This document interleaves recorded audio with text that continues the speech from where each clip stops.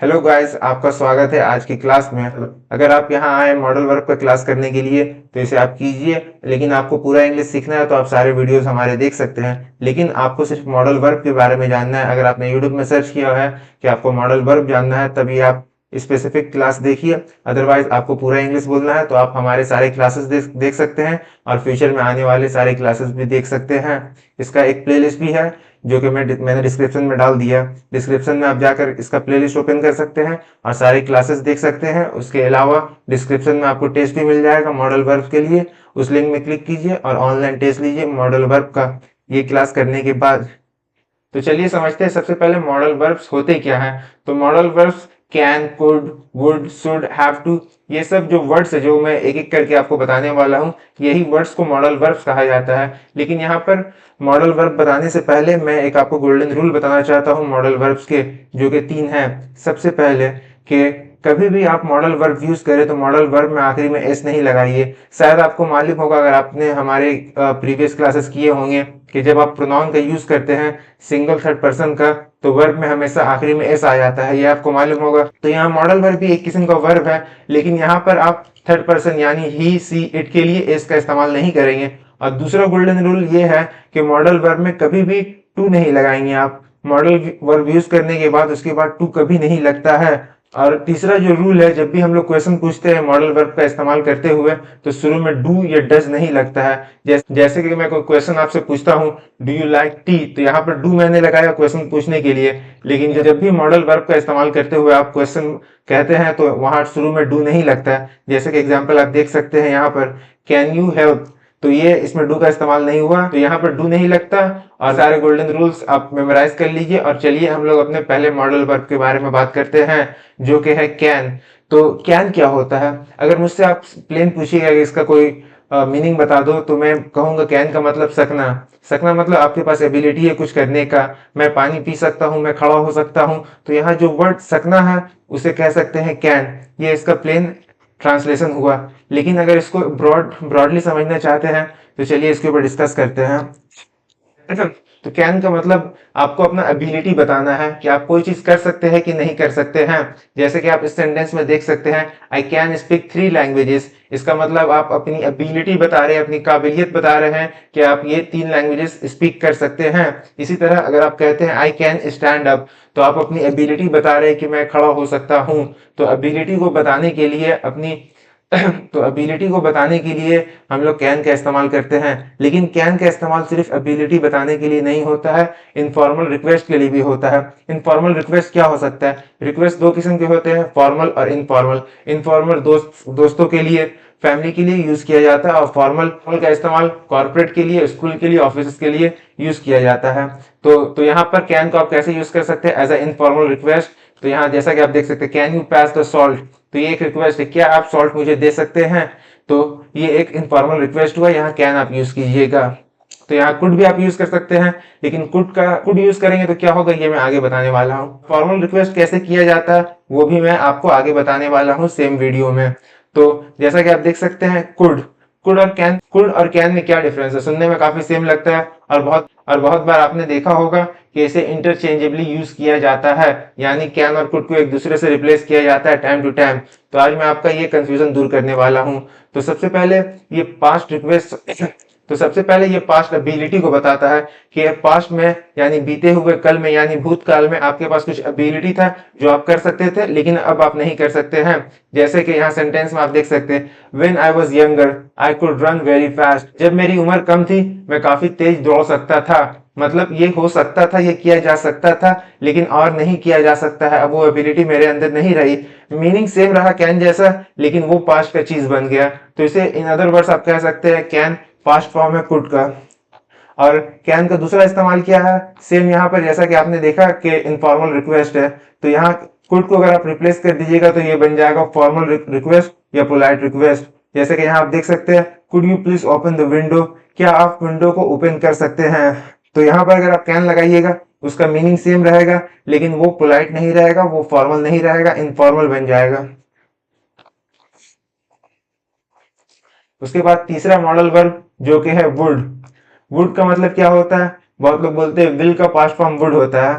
तो एक तरीके से आप इसे सही कह सकते हैं, लेकिन इसे डिटेल में आज बताता हूं।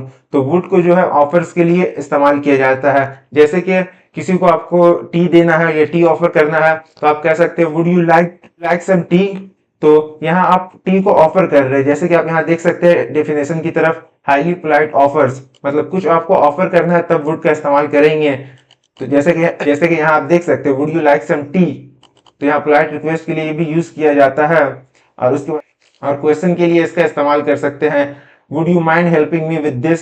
इसका मतलब यह है क्या आप मेरी मदद कर सकते हैं इसके साथ या इसके लिए या इसमें, depending on what situation you are talking about. चलिए दूसरे पार्ट की तरफ चलते हैं, जो कि ऑब्लिगेशन और एडवाइस है। ऑब्लिगेशन का मतलब क्या होता है? ऑब्लिगेशन का मतलब फर्ज, फर्ज का मतलब क्या, कोई ऐसा चीज जो आपको करना ही होगा। और एडवाइस का मतलब तो आप लोग जानते ही होंगे। तो चलिए आगे बढ़ते हैं।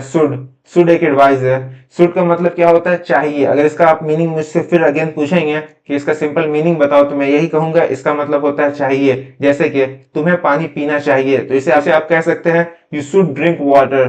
तो यहाँ पर चाहिए कोई सजेशन को बताने के लिए कि तुम्हें ये करना चाहिए, मुझे ये करना चाहिए, या ये होना चाहिए, तब उसके लिए आप शुड का इस्तेमाल करते हैं। जैसा कि आप यहाँ इस सेंटेंस में देख सकते हैं, you look sick, you should go to the doctor. तुम देखने में बीमार लगते हो, तुम्हें डॉक्टर के पास जाना चाहिए। गौर कीजिए, मैंने वर्ड चाहिए का इस्तेमाल किया, जो कि जिसका मतलब शुड होता है। उसके बाद दूसरे एग्जाम्पल की तरफ देखते हैं, we should wake up early tomorrow. तो इसका मतलब यह है हम लोग को कल सुबह जल्दी उठना चाहिए। फिर अगेन चाहिए, तो शुड का मतलब बेसिकली चाहिए होता है। कोई भी सजेशन आप किसी को देना चाहते हैं या रिकमेंडेशन देना चाहते हैं, उसके लिए आपको शुड का इस्तेमाल करना होगा। जैसे कि अभी न्यू स्पाइडरमैन की मूवी आई है और अपने दोस्त को रिकमेंड करना चाहते हैं, तो आप ये कहिएगा you should watch the new Spiderman movie. ये एक रिकमेंडेशन हो गया और शुड का प्रॉपर यूज हुआ। चलिए यहाँ हैव टू की तरफ बढ़ते हैं। हैव टू एक एक्सटर्नल ऑब्लिगेशन है। ऑब्लिगेशन का मतलब फर्ज, ये आपको करना ही होगा। और इसे एक्सटर्नल ऑब्लिगेशन क्यों कहा जा रहा है? इसलिए ये आपके आसपास की चीजों को इफेक्ट करता है। ये सिर्फ आपको इफेक्ट नहीं करेगा, आपको इन्वायरमेंट को इफेक्ट करेगा। और ये जो इफेक्ट है बाहर की तरफ से आ रहा है, ये बाहर की तरफ से आपको फोर्स किया जा रहा है। जैसे कि I have to wear a uniform, मतलब मुझे यूनिफॉर्म पहनना होगा, मतलब ये ऑब्लिगेशन है, मुझे करना होगा। हैव टू का मतलब होगा, करना होगा, यही होता है। और ये एक्सटर्नल ऑब्लिगेशन कैसे हुआ? क्योंकि यूनिफॉर्म सब कोई पहन के मुझे भी पहनना होगा। ये एक ऑब्लिगेशन जो क्रिएट किया जा रहा है एनवायरनमेंट के जरिए। तो यहाँ हैव टू का सिंपल मतलब होता है कि ये करना होगा। I have to go now, मतलब मुझे अब जाना होगा। I have I have to talk to him, मुझे उससे बात करना होगा। हैव टू का मतलब करना होगा, एक ऑब्लिगेशन, एक फर्ज है जो कि आपको करना ही होगा। तो दूसरे मॉडल वर्ब की तरफ चलते हैं। तो इसका एक और एग्जांपल यहाँ देख लीजिए, जैसे कि सी हैज टू पे हर टैक्सेस टुडे, उसे अपना टैक्स पे करना होगा आज। करना होगा, ये एक ऑब्लिगेशन, एक फर्ज है जो करना पड़ेगा। और ये ऑब्लिगेशन हो रहा है किस लिए? ये ऑब्लिगेशन वजूद में आ रहा है किस लिए? इसका वजूद में आने का वजह है गवर्नमेंट, जो कि एक एक्सटर्नल फोर्स है। कोई भी एक्सटर्नल फोर्स या एक्सटर्नल सर्कमस्टेंसेस की वजह से कुछ भी होता है, तो इसे हम लोग एक्सटर्नल ऑब्लिगेशन कहते हैं, और उसमें हैव टू का यूज करना है। चलिए अब मस्ट की तरफ बढ़ते हैं। मस्ट है एक इंटरनल ऑब्लिगेशन, जैसा कि आप देख सकते हैं, इंटरनल पर्सनल ऑब्लिगेशन। तो इंटरनल पर्सनल ऑब्लिगेशन, इसका मतलब भी हैव टू ही होता है, लेकिन ये इंटरनल ऑब्लिगेशन है जो अराइज होता है अपने अंदर से, अपने अंदर के माहौल से, अपने अंदर के इन्वायरमेंट से। जैसा कि I must call my mother, it's her birthday. तो जैसा कि आप समझ सकते हैं कि आज मुझे अपनी मॉम को कॉल करना होगा, आज उनका बर्थडे है।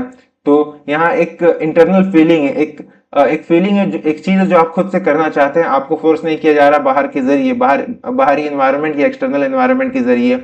दूसरे एग्जाम्पल की तरफ चलते हैं। You must not smoke in the hospital, आपको स्मोक नहीं करना चाहिए हॉस्पिटल में। ये एक स्ट्रिक्ट लीगल वार्निंग है, जो कि हम लोग के डेफिनेशन के अंदर ही फॉल करता है। तो इसका मतलब क्या हुआ? एक इंटरनल ऑब्लिगेशन या एक स्ट्रिक्ट लॉ और वार्निंग रहता है, तब हम लोग मस्ट का इस्तेमाल करते हैं। मस्ट और हैव टू का मतलब सेम है, मतलब यही है कि ये चीज करना होगा, ये चीज, और कोई अदर ऑप्शन नहीं है, ये करना होगा, जरूरी है, वरना ये काम ही मत करो। मे माइट, मे और माइट का मतलब क्या होता है? मे और माइट का मतलब एक पॉसिबिलिटी बताना कि ऐसा हो सकता है, ऐसा नहीं भी हो सकता है।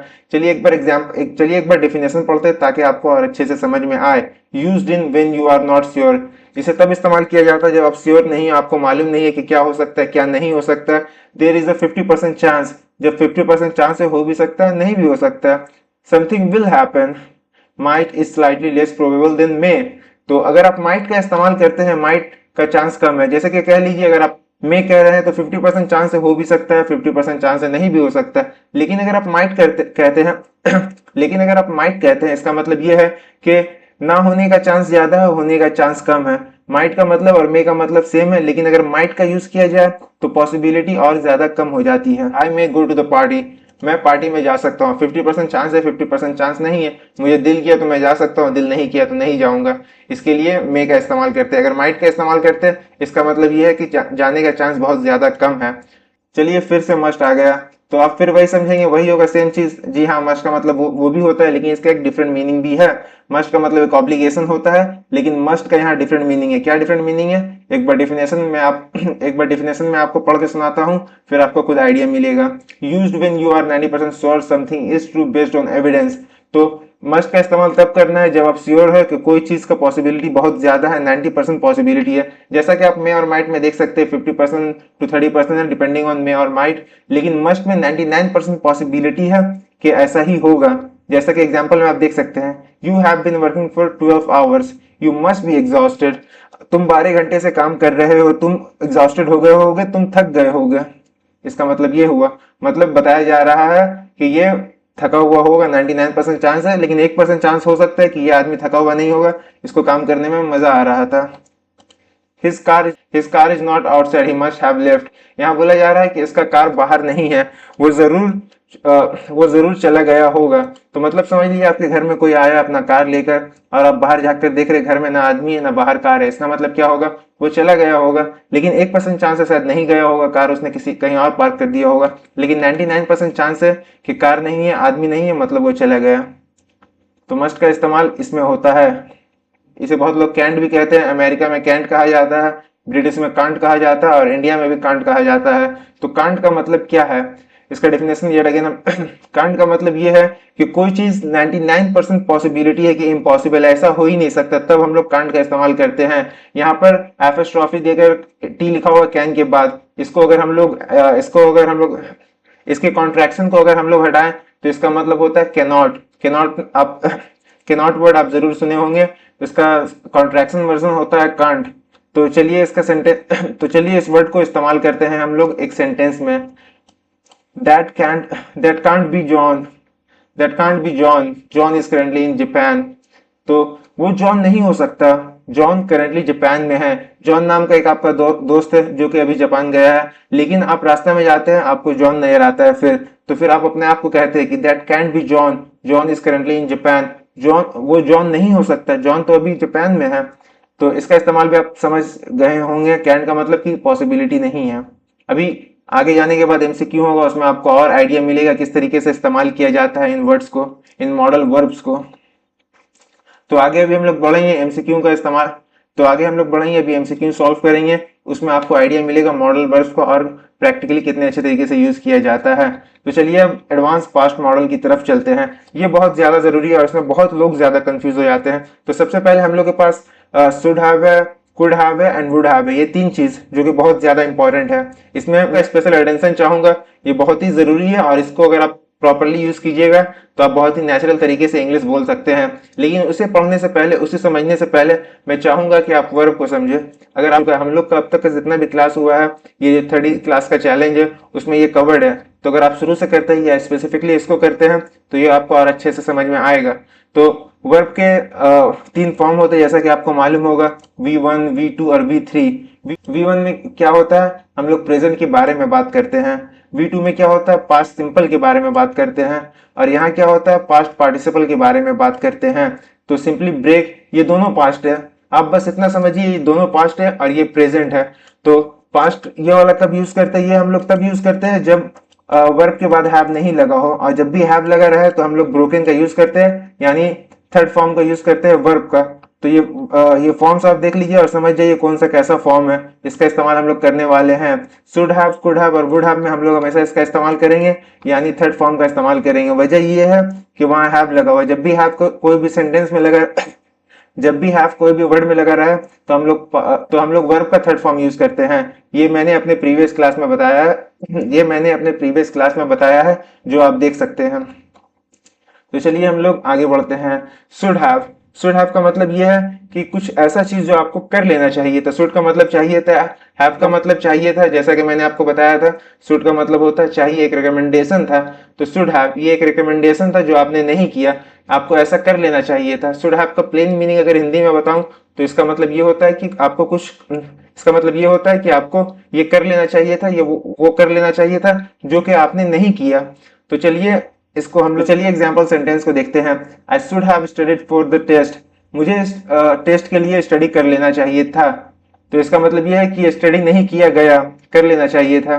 कुछ ऐसा चीज जो आपको कर लेना चाहिए आपने नहीं कुछ ऐसा चीज जो आपको कर लेना चाहिए था लेकिन आपने नहीं किया, उसके लिए हम लोग शुड हैव का इस्तेमाल करते हैं। तो यहाँ पर देखते हैं, you should have called me, तुम्हें मुझे कॉल तुम्हें मुझे कॉल कर देना चाहिए था। इसका मतलब क्या है, तुमने मुझे कॉल नहीं किया, तो कुछ ऐसा चीज कर लेना चाहिए था जो कि नहीं किया गया। फिर कुड हैव का मतलब होता है मिस्ड अपॉर्चुनिटी, कुछ ऐसा चीज जो आप कर सकते थे लेकिन आपने नहीं किया। तो फिर यहाँ एग्जाम्पल सेंटेंस की तरफ पढ़ते हैं। यहाँ लिखा हुआ है, I could have gone to university but I started working instead. तो इसका मतलब यह है कि मैं यूनिवर्सिटी जा सकता था लेकिन मैंने काम करना स्टार्ट कर दिया। मतलब कुछ ऐसा चीज जो किया जा सकता था लेकिन नहीं किया गया, उसके बजाय कुछ और किया जा रहा है। तो दूसरे एग्जाम्पल की तरफ चलते हैं, सेम चीज की तरफ चलते हैं कुड हैव के लिए। He could have won the race but he tripped and fell, वो रेस जीत सकता था लेकिन वो फिसल गया और गिर गया। तो मतलब वो जीत सकता था, उसके पास एबिलिटी थी लेकिन नहीं जीत पाया।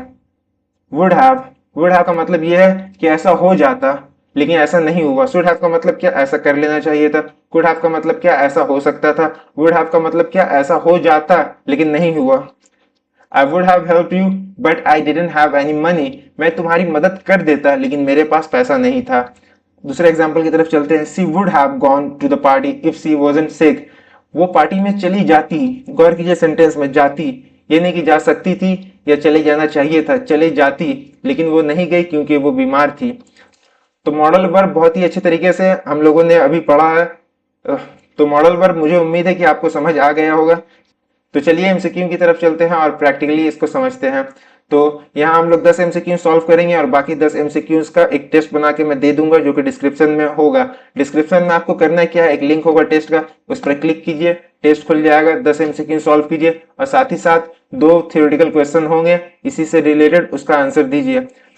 आंसर देने के बाद आपको आपका एमसीक्यू का स्कोर इमीडिएटली मिल जाएगा और जो थ्योरेटिकल क्वेश्चन है उसका स्कोर मैं बाद में आपको ईमेल कर दूंगा। तो तो चलिए शुरू करते हैं। तो पहला क्वेश्चन है, choose the grammatically correct sentence. तो यहाँ पर क्या होना चाहिए, he can swim very well. तो मैंने क्या कहा था कि मॉडल वर्ब में कभी भी एस नहीं लगता, जैसा कि आप यहाँ देख सकते हैं ही एक सिंगुलर थर्ड पर्सन है। अगर आपको मालूम नहीं सिंगुलर थर्ड पर्सन क्या है, मेरे प्रोनाउन वाला क्लास करना होगा, देखना होगा, उसमें समझाया गया बहुत ही अच्छे तरीके से। तो ही कैन, कभी भी मॉडल वर्ब में एस नहीं लगता, तो ही कैंस नहीं हो सकता। यहाँ पर he can to swim, yet again golden rule में बताया गया था कैन के बाद टू नहीं लगता है कभी भी। और तीसरा तो ऑब्वियसली करेक्ट होगा, दो शुरू का अगर गलत हुआ है तो। यहाँ पर he can swim very well, वो बहुत ही अच्छे तरीके से स्विम कर सकता है, एबिलिटी बताया जा रहा है। कैन को कब यूज करते हैं हम लोग, एबिलिटी के लिए। यहाँ पर fill in the blanks, I blank दिया हुआ है, play the guitar when I was child but I forgot how. तो यहाँ पर बताया जा रहा पास्ट एबिलिटी को कि ऐसा कर सकते थे जब बच्चे थे लेकिन अब नहीं कर सकते क्योंकि भूल गए हैं। तो पास्ट एबिलिटी के लिए कुड का इस्तेमाल हम लोग करते हैं, जैसा कि हम लोगों ने डिस्कस किया था ऊपर। फिर ब्लैंक दिया हुआ है, you please pass me the salt. तो यहाँ पर एक रिक्वेस्ट किया जा रहा है, एक इनफॉर्मल रिक्वेस्ट किया जा रहा है। तो यहाँ पर डिसाइड होता है कि ये इनफॉर्मल रिक्वेस्ट है या फॉर्मल रिक्वेस्ट है ऑप्शंस देखने के बाद। यहाँ पर कैन नहीं है तो यहाँ पर कुड है, तो अगर हम लोग कुड लगा देते हैं तो ये एक फॉर्मल और पोलाइट रिक्वेस्ट बन जाता है। अगर कैन लगाते हैं तो इनफॉर्मल हो जाता है। चौथे नंबर क्वेश्चन की तरफ बढ़ते हैं। यू लुक वेरी टायर्ड, तुम काफी टायर्ड दिख रहे हो। तो टायर्ड दिख रहे, सही बात है, इसलिए सुबह से मैं भी काम कर रहा हूँ, फिर वीडियो भी रात के 1 बजे बना रहा हूँ, मैं भी ऑब्वियसली टायर्ड हूँ। तो चलिए हम लोग इसे सॉल्व करते हैं जल्दी ताकि मैं आराम कर सकूं। तो you blank go to bed early tonight. तो यहाँ पर क्या होना चाहिए, यहाँ पर कोई चीज का पॉसिबिलिटी है। हाँ तो यहाँ क्या होना चाहिए, हम यहाँ क्या होना चाहिए, आप टायर्ड दिख रहे हैं, आपको कोई रिकमेंड कर रहा है कि आपको जल्दी सो जाना चाहिए, तो यहाँ पर रिकमेंडेशन किया जा रहा है, तो यहाँ पर होना चाहिए शुड। चाहिए का मतलब ही होता है शुड, तो यहाँ सही आंसर होगा ऑप्शन ए। 5वां number question, employees blank space wear a uniform, it is strict company policy. तो ठीक है, यहाँ पर एक ऑब्लिगेशन है जो कि एक्सटर्नल ऑब्लिगेशन है, तो यहाँ क्या होना चाहिए, हैव टू। यहाँ सही इस्तेमाल होगा हैव टू। उसके बाद I am not sure where Sara is, she blank space be in the library. तो यहाँ पर आप मस्ट यूज कर सकते हैं और माइट भी यूज कर सकते हैं। मस्ट का मतलब कि बहुत लाइकलीनेस है कि सारा को लाइब्रेरी में होना चाहिए, लेकिन अगर आप माइट का यूज करते हैं तो पॉसिबिलिटी 50-50 हो जाता है।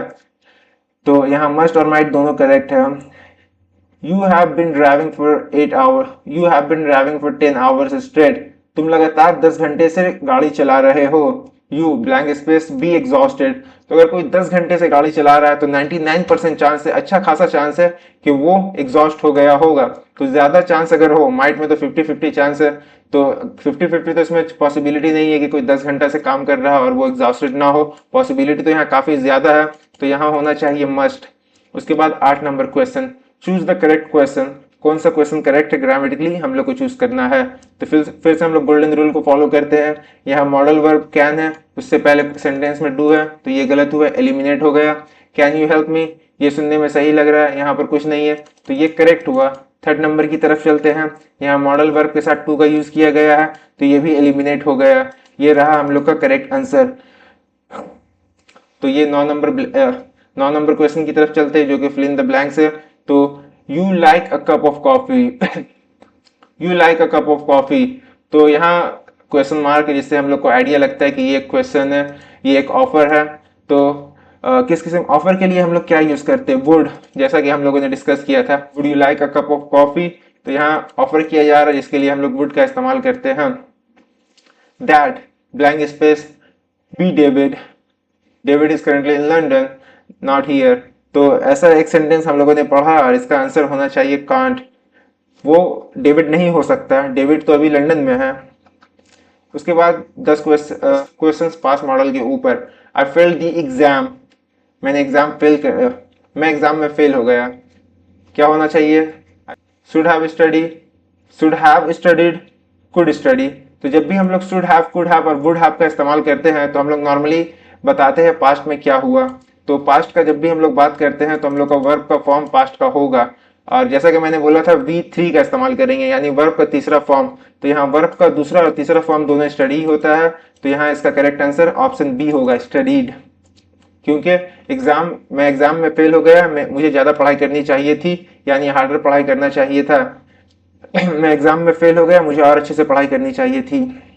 ही blank space won the game but he twisted his ankle at the last second, यहाँ आखिरी में कहा जा रहा है वो उसका एंकल जो है ट्विस्ट हो गया लास्ट सेकंड में, वो मैच जीत सकता था लेकिन अब एंकल ट्विस्ट हो गया तो जीत नहीं पाया। तो इसमें क्या होना चाहिए, जीत सकता था, फिर सकने की बात हो रही है, तो यहाँ होगा कुड हैव। कुड हैव का मतलब सकता था, शुड हैव का मतलब करना चाहिए था। आई blank space called you but my phone battery died, तो मैं तुम्हें कॉल करता, सॉरी यहाँ बोला जा रहा है मेरा फोन का बैटरी खत्म हो गया, मेरा फोन में बैटरी खत्म हो गया, तो इसका मतलब कि मैं तुम्हें कॉल करता लेकिन मेरा फोन का बैटरी खत्म हो गया। करता, कर सकता था नहीं, करना चाहिए था नहीं, करता, करता में होगा would have. You were driving too fast in the rain, तुम बहुत ज्यादा तेज गाड़ी चला रहे थे रेन में, या ड्राइव बहुत ज्यादा तेज कर रहे थे रेन में।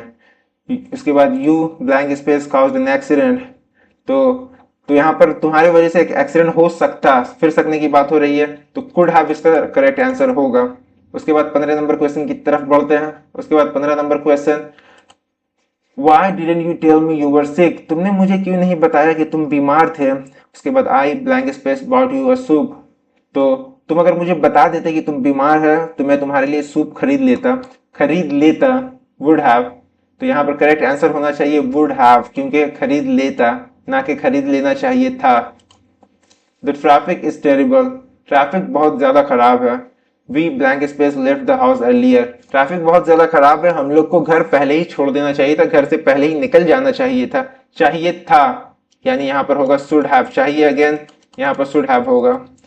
I had a free ticket to the concert. I blank space gone but I was too tired. तो यहाँ पर क्या होना चाहिए? Could have, should have, would have. यहाँ पर अगर आप गौर करते हैं तो यहाँ पर होना चाहिए would have. अगर आप चाहिएगा तो could have का भी इस्तेमाल कर सकते हैं, लेकिन more accurate आंसर होगा could have. Could have का मतलब चल जाता, सॉरी, would have का मतलब चल जाता, could have का मतलब जा सकता था. तो अगर देखा जाए दोनों करेक्ट हो सकते हैं. She is crying. You blank space said those mean things to her.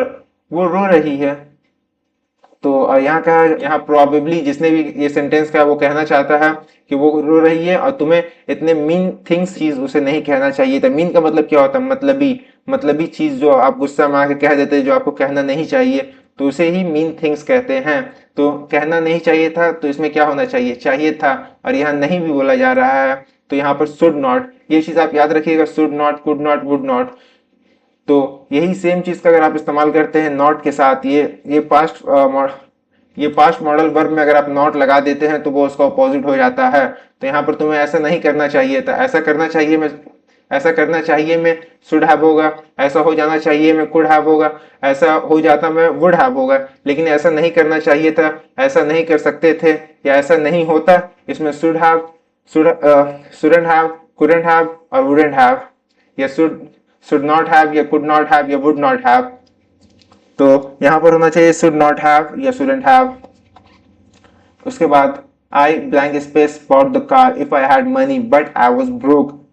मैं कार खरीद लेता अगर मेरे पास काफी मनी रहता या काफी पैसा रहता, लेकिन मेरे पास पैसा नहीं था, मैं ब्रोक था. तो यहाँ क्या होता? खरीद लेता, would have. You blank space told the boss about the mistake immediately.